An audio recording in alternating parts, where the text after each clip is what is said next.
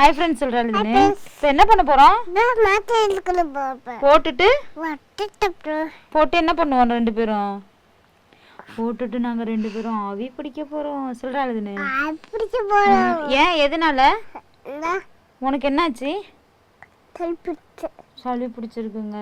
சளி பிடிச்சி லிதுனியாவுக்கு தண்ணி தண்ணியா கொட்டுது. அதனால வந்து ஆவி பிடிக்க போறோம் நாங்க. குறால் இதுன்னு கட் பண்ணி போடுவோம்.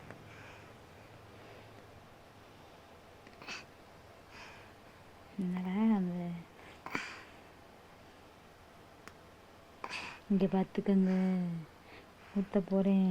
ஊற்றியாச்சு. இப்போ நாங்கள் போத்த போகிறோம். பாய். ஓடாளுது இல்லை வா, மோந்து பிடி. Very good girl.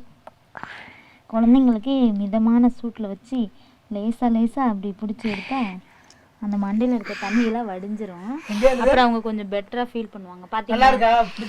அது பண்ணும் பொழுதே தண்ணி வடியுது பார்த்தீங்களா? அப்போ கொஞ்சம் நல்லா இருக்கும் அவங்களுக்கு. அடுத்த ரவுண்டு ஒடியோ டக்குன்னு அடுத்த ரவுண்டு. வாடா தங்க. லைட்டாக தான். லைட்டாக தான்டா.